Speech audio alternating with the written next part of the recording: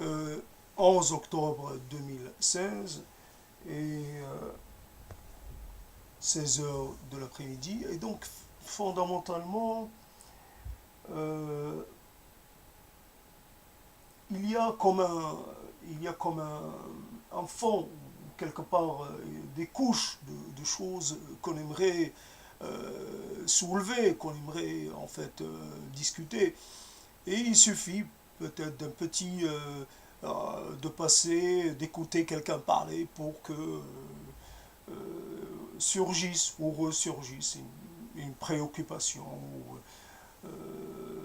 intellectuelle ou d'ordre symbolique. En tout cas, pour ce qui est de ce thème des invasions ou découvertes, euh, pour aller un peu dans le sens de ce qui fait, qui crée la différence, qui en fait, ce qui fait que les fossés ne se comblent pas entre des ensembles culturaux, linguistiques,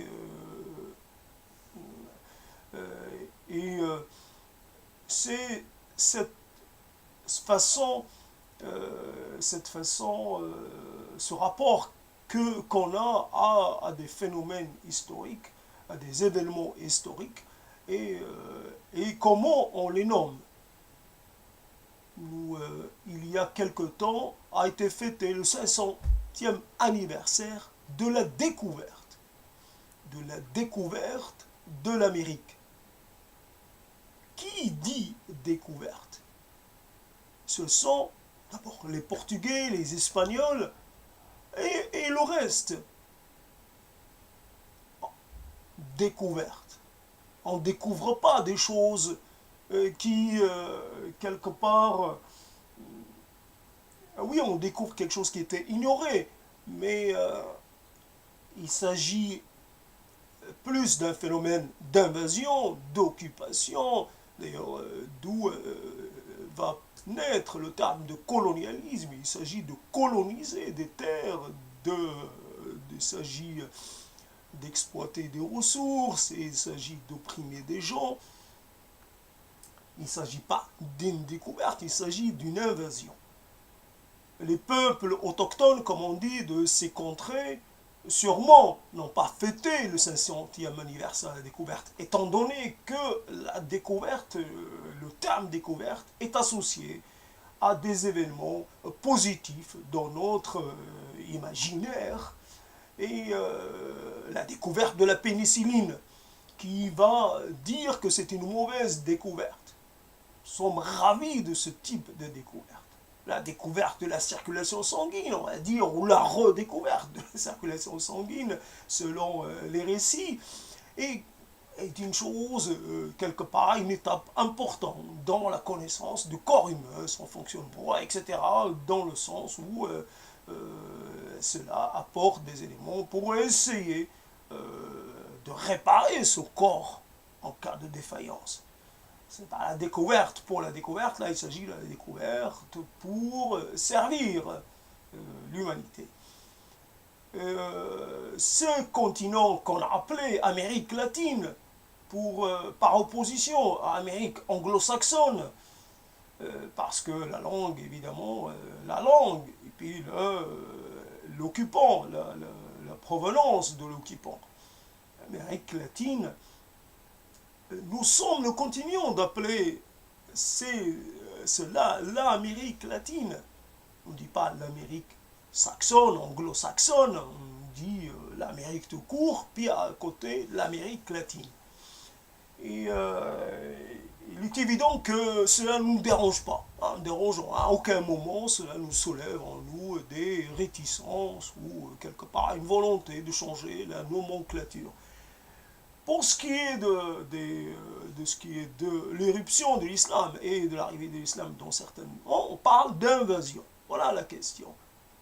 Un coup, c'est une invasion, je veux dire, euh, c'est dans les faits une invasion, euh, et on appelle ça découverte, et par ailleurs, ceux qui ne sont pas de notre univers culturel et symbolique, etc., on les appelle des envahisseurs. Pour eux-mêmes, ils se dénomment comme des ouvreurs. Alors, j'ai essayé de traduire, je n'ai pas trouvé de terme. Futuhat, ça pourrait être traduit par les ouvrades. Pourquoi pas, ça n'existe pas, mais c'est le fait d'ouvrir, comme on dit, Dieu lui a ouvert les yeux, le cœur, sur la vérité. Dieu lui a ouvert le cœur et l'a guidé. Dans le sens, il s'agissait, non pas, il s'agissait d'amener, c'est-à-dire d'ouvrir le cœur de ces gens à l'islam, d'ouvrir leur vie à l'islam. Il s'agit en fait d'ouvrir ces lieux au message de Dieu, le message de l'islam. Et ça a été, je ne sais pas à quel moment on a appelé ça le Futuhat, mais les ouvrades, et puis finalement c'est resté. Et ça a été transmis jusqu'à cet instant, ça se transmet de cette façon-là. Ce récit se transmet de cette façon-là. Or, on a en opposition des récits qui se transmettent, des récits quelque part qui ne sont pas, je vais dire, qui ne peuvent pas coexister. Les conflits naissent du maintien et de la pérennité de ces récits. Les récits sont d'abord basés sur la langue, c'est dans la langue. Si on prend le terme de guerre, les croisades, c'est une guerre. Le mot guerre n'est pas associé. Alors que pour les gens qui ont subi les croisades, c'est les guerres décroisées. Les guerres décroisées, et non pas les croisades.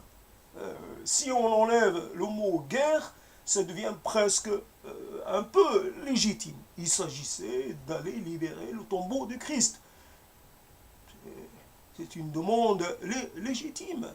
Il y a des forces qui ne sont pas chrétiennes et qui occupent les lieux saints du christianisme primitif. Donc quelque part, il s'agissait de les libérer, de les rendre accessibles.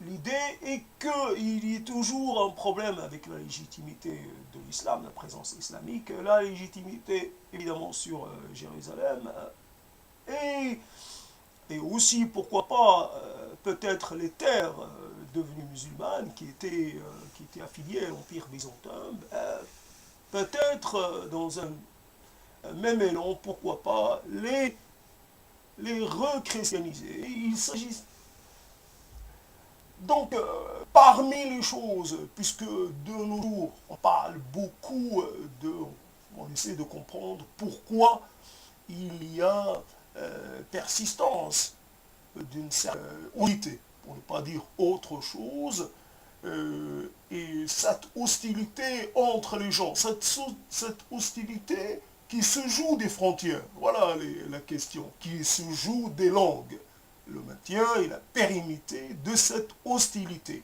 qu'elle soit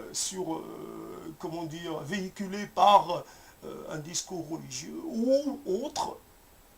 Les régimes laïques, dits laïques, il n'y a pas eu l'école sans être, bien sûr, elle est confessionnelle quelque part, mais le récit, le maintien de ce récit, notamment à propos des guerres des croisés, est quelque chose qui s'est émancipé de l'aspect religieux. C'est devenu une agression évidemment sur les musulmans, mais faite par des chrétiens, mais il est possible que même les chrétiens, il est évident que même les chrétiens qui étaient les chrétiens orientaux ont souffert de cela, puisque à un moment donné, même les Byzantins vont souffrir de ces perpétuelles guerres des croisés. Et donc, à un moment donné, il y avait aussi cette histoire, par exemple, il y avait la guerre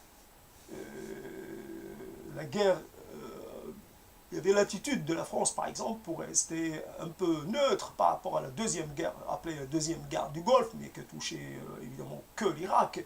Et cette deuxième guerre, pour rester neutre, on appelait ça la guerre en Irak. Alors que moi, et certainement d'autres, ont voulu s'impliquer un peu plus, on appelait ça la guerre à l'Irak. C'est-à-dire la guerre al-Harb ala l'Irak, sur l'Irak. La guerre sur l'Irak, je ne sais pas comment le dire exactement, mais l'Irak était agressé, était envahi, etc. Si on dit la guerre en Irak, on suppose que quelque part il y a eu presque, c'est une guerre normale, que peut-être guerre entre deux pays frontaliers. Non, il s'agit d'une invasion venue, coalition d'envahisseurs venus de loin, même s'il y a des pays frontaliers qui ont contribué, mais ce n'est pas leur contribution qui a été la contribution décisive, c'est un projet venu de très loin pour essayer de se prémunir d'un danger, évidemment d'un danger imaginaire, d'un danger sciemment construit et sciemment élaboré avec la volonté de tromper, il y avait la volonté de tromper tout le monde, c'était la question. Donc, quelque part, cela s'intègre, encore une fois, dans cette vision binaire entre celui qui attaque, agresse, et celui qui est agressé. C'est en quelque sorte la continuité de ces guerres des croisés. Les croisés peuvent changer d'aspect, il peut même y avoir des musulmans comme alliés des croisés, ce qui était aussi le cas du temps des croisades. Il y a des alliés, on peut trouver des alliés sur place, pour essayer de, quelque part, faire en sorte qu'ils contribuent aussi à l'effort de guerre, à l'effort d'agression.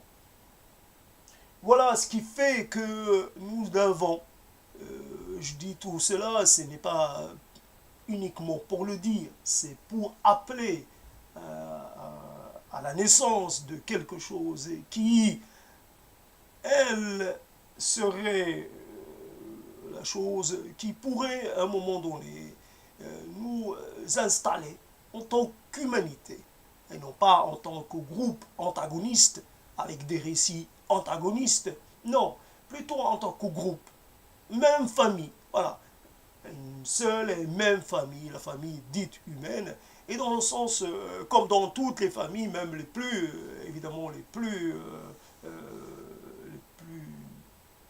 familles les plus harmonieuses, il y a des conflits, il peut y avoir de l'hostilité, il peut y avoir de l'incompréhension, il peut y avoir plus même, mais quelque part, l'appartenance à une même famille biologique ne change pas. Par-delà nos différences, par-delà quelque part, nos spécificités, nous sommes tous d'une seule et même famille. Et nous devons absolument arrêter de ces récits nationaux, extranationaux, qui pérennisent, cette hostilité et qui pérennisent cet éloignement qui nous apporte rien pour notre présent et encore moins pour l'avenir. Nous n'avons pas quelque part à subir cela. Nous avons sûrement quelques fidélités, mais nous devons nous émanciper de ces fidélités, de ces appartenances, de nos appartenances à ces récits qu'on n'a pas, évidemment, pas initiés, à ces événements historiques qui sont de l'ordre du passé, mais sûrement, s'il y a des injustices à réparer, il faut les réparer, il faut commencer le travail de réparation, et après, il faut arrêter toutes les agressions, il faut essayer de trouver des solutions d'apaisement avant de créer de nouveaux avant de contribuer à nourrir, avant de nourrir ce récit qui, qui quelque part, est déjà conséquent. Et voilà. Donc, ça se joue d'abord au niveau de la langue. Après, la langue n'est que l'expression, quelque part, d'un référent ou d'un ensemble de références idéologico-culturelles, etc. Nous devons d'abord nous saisir de la langue pour essayer d'y introduire de l'altérité, d'y introduire un peu la version de l'autre, sans oublier que l'autre, que la victime d'hier ou d'aujourd'hui, etc., les victimes peuvent être les bourreaux. Il n'y a pas quelque part de qualité, il n'y a pas un peuple qui puisse prétendre à avoir, à être quelque part à l'abri de toute critique. Les gens, l'art de la guerre, l'agression, l'agressivité, l'hostilité, le meurtre, même le meurtre de masse, n'est pas quelque chose, n'est pas quelque chose qui vient de l'extérieur. Là, toutes les sociétés y ont eu recours à un moment donné, à un moment ou à un autre de leur histoire. Tout le monde sait mettre l'autre, même l'autre très proche, à mort. Il y a, il y a chacun, quelque part, doit regarder un peu sa propre histoire et ne cesser de faire un procès unilatéral. Nous devons aussi nous mettre en procès par rapport à nos propres actions et par rapport à ce potentiel de haine que nous avons. À ce potentiel, nous sommes potentiellement des meurtriers et des assassins. Si nous faisons, si aujourd'hui, en ce jour, nous sommes des victimes, si il est possible que, mus par des aspirations, je ne sais quoi, par un message, par un désir, ou par un besoin, nous pourrions nous aussi basculer dans le camp des bourreaux et voilà. Et donc il y a nécessité de travailler sur ce qui rapproche, ce qui fait communauté. Nous sommes une seule communauté par-delà les frontières, par-delà les langues, par-delà l'histoire, par-delà le récit, par-delà la linguistique, par-delà la nomenclature, par-delà toutes ces choses, nous appartenons à un seul monde. Et voilà. Un petit essai, tout ce qui est plus modeste, mais